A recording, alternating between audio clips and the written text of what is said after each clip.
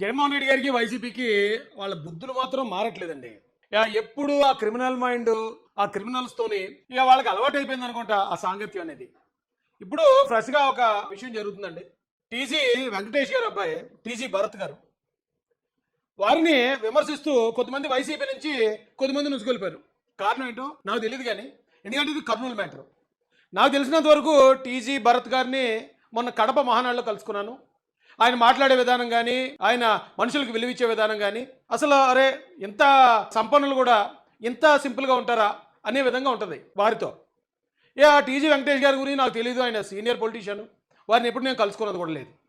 అయితే ఇప్పుడు బాల నేరస్తుల్ని బరిలోకి దింపిన జగన్ అని పెట్టాను నేను ఈ తమ్నైల్. ఈ బాల నేరస్తులు మీరు చూసే ఉంటారు. మాస్టర్ అని అప్పట్లో ఇప్పుడు తమిళనాడు సీఎం గారు విజయ్ గారి సినిమా ఒకటి వచ్చింది. దానిలో విజయ్ సేతుపతి అని విలన్ ఉంటాడు. ఆ విజయ్ సేతుపతి ఏం చేస్తుంటాడు అంటే జైల్లో ఉన్న బాల నేరస్తులతో నేరాలు చేస్తూ ఉంటాడు. ఎందుకంటే బాల నేరస్తులకు తక్కువ శిక్ష పడుతుంది. ఒకవేళ మేజర్ అయిన తర్వాత అంటే ఎవరికైనా సరే ఒక 25-30 సంవత్సరాల మర్డర్ చేస్తే ఆడికి 14 సంవత్సరాలు జైలు శిక్ష పడుతుంది. కానీ మైనర్ ఎవడన్నా మర్డర్ చేసాడు అనుకోండి, ఆడి 9 నెలలు 10 నెలలు అలా ఏదో చాలా తక్కువే ఉంటుంది శిక్ష. అందుకని అందులో విజయ్ సేతుపతి తెలుగు ఏం చేస్తుంటాడంటే ఇలాంటి బాల నేరస్తులతో పెద్ద పెద్ద నేరాలు చేస్తుంటాడు. ఇక్కడ జగన్ గారు కూడా అదే స్ట్రాటజీ వేశారా అనిపిస్తుంది. ఎందుకంటే ఎప్పుడైనా ఒక వ్యక్తిని విమర్శించాలి, లేకపోతే ఒక వ్యక్తితో తలపడాలనుకుంటే సమ ఉజ్జీలను వదలాలి. ఎందుకు చెప్తున్నాను ఇదంటే అండి, ఇప్పుడు టీజీ భరత్ గారు ఉన్నారు. ఆయన ఇప్పుడు మంత్రిగా ఉన్నారు రాష్ట్రంలో ఒక మంత్రి గారి మీదకి ఆయన్ని కౌంటర్ చేయడానికో విమర్శించడానికో పంపించాలంటే మీరు ఎవరిని పంపించి ఉండాలి? జగన్ గారు ఓ మిథున్ రెడ్డి గారిని పంపించి ఉండొచ్చు, పెద్దిరెడ్డి రామచంద్రారెడ్డి గారితో మాట్లాడించి ఉండొచ్చు, లేదా శ్రీకాంత్ రెడ్డి గారు అని ఉంటారు ఒక ఆయనతో మాట్లాడించవచ్చు, లేదా భూమన కరుణాకర్ రెడ్డి గారిని పంపించి ఉండొచ్చు. పంపిస్తే అరే ఇద్దరు సమూజ్జీ లేదో మాట్లాడుతున్నారని ప్రజలు కూడా ఇంట్రెస్ట్గా వింటారండి. అది వదిలేసి ఎవరిని పంపించారు మీరు? బైరెడ్డి సిద్ధార్థ రెడ్డి అని ఒక బాల నేరస్తుని పంపించారు. దీనివల్ల వైసీపీ ఇంకా అధపాతాళానికి పోద్ది కదా. ఏంటి గౌరవమైన వ్యక్తుల మీద కూడా ఇలాంటి వాళ్ళని వదులుతున్నారేంటి? ఇదేం పద్ధతి జగన్ గారికి? హుందాగల రాజకీయం ఎప్పుడు చేస్తాడు ఈయనని ఇంకా మీ పరువు అంతా పోద్ది కదండి. ఏమంటే టీజీ వెంకటేష్ గారు ఈయన బిజినెస్లో ఉన్నారండి. ఈయన ఆస్తులు అనౌన్స్ చేశాడు అఫిడవిట్లో. ఈయన ఆస్తులు ఎంత అనౌన్స్ చేశాడంటే అండి 278 కోట్ల రూపాయల ఆస్తులు ప్రకటించిన వ్యక్తి ఆయన టీజీ భరత్ గారు. 278 అంటే దాదాపు 300 కోట్లు చూసుకోండి. ఈయన ఎంబీఏ చదివాడండి. డీటెయిల్స్ ఆఫ్ క్రిమినల్ కేసెస్ ఒకసారి చూడండి. అఫిడవిట్లో ఈ డీటెయిల్స్ ఆఫ్ క్రిమినల్ కేసెస్ అనే దాంట్లో పేపర్లు సరిపోలేదు జగన్మోహన్ రెడ్డి గారికి. ఎన్ని పేపర్లు అన్నా మనకి కొట్టే కొద్ది టైప్ కొట్టే కొద్ది వస్తూనే ఉంటాయి. కానీ details of criminal cases zero. ఈయన మీద 300 కోట్ల ఆస్తిపరుడు, ఒక్క క్రిమినల్ కేసు కూడా లేకుండా. అంటే న్యాయంగా వ్యాపారం చేసుకుని, న్యాయంగా ఆస్తులు సంపాదించుకుని, న్యాయంగా ఎలక్షన్లో పోటీ చేసి, న్యాయంగా అతి చిన్న వయసులో మినిస్టర్ అయిపోయి కూర్చున్నాడు ఆయన. అలాంటి ఆయన్ని మీరు ఒకవేళ కౌంటర్ చేయాలి, ఆయన విమర్శించాలంటే ఇప్పుడు విమర్శించడం తప్పేం కాదు, విమర్శిస్తారు. ప్రతి పార్టీలో అధికార పార్టీలో ప్రతిపక్షాలు విమర్శిస్తాయి. కానీ ఒక స్థాయి ఉండాలి కదా మీరు ఒక మనిషిని అపాయింట్ చేసేటప్పుడు. ఎందుకంటే ఇప్పుడు బైరెడ్డి సిద్ధార్థ రెడ్డిని జగన్ గారు అపాయింట్ చేశారంటానికి నా దగ్గర ఉన్న సాక్ష్యం ఏంటంటే కంటిన్యూ సాక్షి టీవీ విలేకరు కెమెరా పట్టుకుని అతను వెనకాల తిరుగుతున్నాడు. సాక్షి టీవీని అపాయింట్ చేస్తారు. ఏం మాట్లాడినా సరే అది రిలీజ్ చేయి బయటికి అని. ఏమండి టీజీ వెంకటేష్ గారు 1950లో పుట్టారటండి. భారతీయ వ్యాపారవేత్త, అతి సంపన్న కుటుంబం అట. సంపన్న కుటుంబం నుంచి వచ్చిన అతి కొద్దిమంది రాజకీయ నాయకులు ఆయన ఒకడు. చాలా పెద్ద పెద్ద కంపెనీలు ఉన్నాయి. రాజ్యసభ సభ్యుడిగా చేశారు, మంత్రిగా చేశారు. కిరణ్ కుమార్ రెడ్డి గారి ఆయనలో మంత్రిగా చేసిన వ్యక్తి. వారి మీద కూడా నాకు తెలిసి ఎటువంటి క్రిమినల్ కేసులు ఉండవు. నేను అఫిడవిట్ చూడలేదు కానీ అఫిడవిట్ ఉందండి. రాజ్యసభ సభ్యులు ఇక చూడండి ఇక్కడ డీటెయిల్స్ ఆఫ్ క్రిమినల్ కేసెస్లో ఒక కేసు కూడా లేదు దీని మీద కూడా. అరే అంత సంపన్న కుటుంబం, అంత గౌరవంగా హుందాగా బ్రతుకుతున్న కుటుంబం, రాజకీయాల్లో ఒక విలువలతో వచ్చిన కుటుంబం, అలాంటి కుటుంబం మీదకి మీరు ఎవరిని పడితే వాళ్ళు వదిలేస్తారా? ఏది మాస్టర్ సినిమాలో విజయ్ సేతుపతిలాగా. అండి ఇది వీళ్ళ బ్యాక్గ్రౌండ్, టీజీ ఫ్యామిలీ బ్యాక్గ్రౌండ్. వీళ్ళ మీదకి జగన్మోహన్ రెడ్డి గారు వదిలిన బాల నేరస్తుడైన బైరెడ్డి సిద్ధార్థ రెడ్డి బ్యాక్గ్రౌండ్ మరి చూద్దామండి.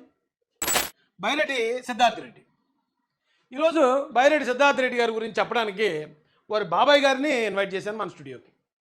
నిజం చెప్పాలంటే అండి, ఇప్పుడు బైరెడ్డి సిద్ధార్థ రెడ్డి ఏదో మాట్లాడాడు, అతనికి టీజీ భరత్ గారు టీజీ వెంకటేష్ గారు కౌంటర్ ఇచ్చారట అని తెలిసింది. దయచేసి వారిద్దరిని కూడా హృదయపూర్వకంగా రిక్వెస్ట్ చేసేది ఏంటంటే మీరు ఎవరికి పడితే వాళ్ళకి స్పందించకండి సార్, వాళ్ళ స్థాయి పెంచకండి. ఎందుకు చెప్తున్నాను ఇదంటే వాళ్ళ సొంత బాబాయే బైరెడ్డి రాజశేఖర రెడ్డి గారు ఏంటి మరి బైరెడ్డి సిద్ధార్థ రెడ్డి గారి గురించి ఏంటని ఇప్పుడు అడిగితే అలాంటి నన్ను అడక నాన్ సెన్స్ అన్నాడు ఆయన. చదువు సంజ లేనుడు పాలు తగ్గి వేసాలు వేస్తాడు. అంతలా అలా ఉండాలండి. టీజీ భరత్ గారు, టీజీ వెంకటేష్ గారు కూడా ఎవరన్నా వచ్చి ఏంటండి పలానా సిద్ధార్థ రెడ్డి మీ గురించి ఇలాగ అన్నాడు కదంటే ఎలా కుర్రాళ్ళ గురించి మాకేంటి పక్కది అనాల. అంతే తప్ప మీరేమో అందరికీ వాల్యూ ఇచ్చేస్తారు. అందరికీ వాల్యూ ఇచ్చేస్తే మీ వాల్యూని నిలబెట్టుకునే వ్యక్తులు ఉంటారండి అవతల. అలాంటి వాళ్ళ కోసం మినిస్టర్ గారు స్పందించడం ఏంటండి? ఎవరన్నా అలాంటిది ఉంటే కనుక మీ కింద కార్యకర్తలు ఉంటారు కదా, వాళ్ళతో చెప్పించండి.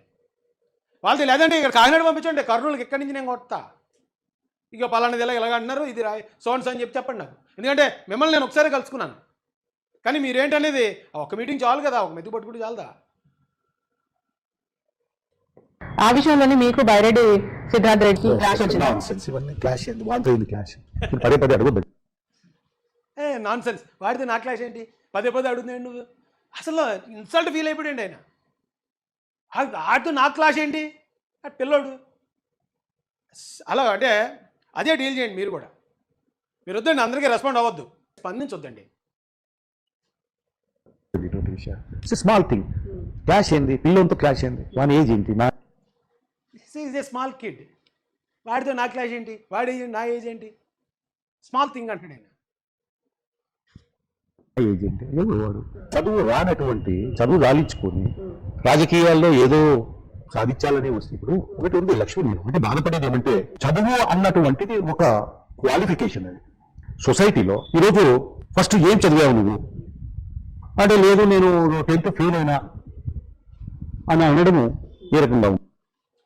బైరెడ్డి సిద్ధార్థ రెడ్డి అనే అతను చదువు చాలించుకుని వచ్చాడటండి. ఆయన ఏం చదివాడంటే 10th ఫెయిల్ అయ్యానంటే అలా అంటే 10th ఫెయిల్ అయినట్టున్నాడు. ఆయన చదువుకోకుండా ఇలాగొస్తే నా కొడుకు అయితే నేను ఊరుకోనని చెప్తున్నాడు ఆయన. అరే అలాంటి ఒక కుర్రోడికి 33 సంవత్సరాల ఒక కుర్రోడికి మినిస్టర్ గారు స్పందించడం ఏంటండి? ఆయన టీజీ వెంకటేష్ గారు, ఆయన పొలిటికల్ లేజెండ్, ఆయన స్పందించడం ఏంటండి? స్పందించవచ్చు సార్. స్పందిస్తే ఇదే అలవాటు అవుద్ది. రేపు మరోటి తెస్తారు, బుర్ర తెచ్చి వేయటమే కదా వాళ్ళ పని. మీరు సమాధానాలు చెప్తూ కూర్చోవలసి వస్తుందండి. ఇంకా మీరు స్పందించకుండా ఏదో బాలేబాబు డైలాగ్ ఉంటుంది, కుక్క మరిగిందనుకో అనుకోవటమే. అలా అనుకుని వెళ్ళిపోవాలి అంతే అండి. ఉంటుంది సొసైటీలో. ఆ పిల్లోడు చదివే లేదు, ఆ పిల్లోడు అసలు కాలేజ్, ఆ పిల్లోడికి చదివే లేదు అట చేరిస్తే మధ్యలో చాలించుకొని వచ్చాడు. నాకే సొంత కొడుకు అయితే నేను ఒప్పుకునేవాడిని కాదు, రాజకీయాలు దించేవాడినే కాదు. నేను పిల్ల మాటలు, పిల్ల చేస్తాను, నిన్న మొన్న బుట్టి పాలు చీకుతూ మాట్లాడే మాటలు తప్ప ఇంకోటి కాదు. అది మీకు అర్థమైందండి? పిల్ల చేష్టలు, పిల్ల వేషాలు, నిన్న మొన్న ఏదో పాలు చీకుతూ మాట్లాడే మాటలు, అలాంటి మాటలు పట్టించుకుంటారు ఏంటండి అని ఎవరండి? బైరెడ్డి రాజశేఖర రెడ్డి గారు చెప్తున్నారు. ఆయన కొంచెం ఆలోచించండి. ఆయనే చెప్తున్నాడు, వాళ్ళ బాబాయ్, సొంత బాబాయ్ చెప్తున్నాడండి. ఆ అబ్బాయికి చదువు లేదు, చదివితే ఎక్కడో జాయిన్ చేస్తే వచ్చాడు మధ్యలో ఏదో పిల్ల మాటలు మాడుతూ ఉంటాడు, పాలు తాగే మాటలు మాడుతూ ఉంటాడు. అంతే ఏంటి? అంతే బైరెడ్డి సిద్ధార్థ రెడ్డి గారికి ఇవ్వాల్సిన ట్రీట్మెంట్ అది కాదంటేండి. ఒకవేళ మీ దగ్గర క్యాడర్ ఉంటారు కదండి, మీ దగ్గర కూడా ఖచ్చితంగా టీడీపీ యూత్ ఉంటారు కదా, ఐటీడీపీ యూత్ ఉంటారు, వాళ్ళు తెప్పించండి కౌంటర్లో.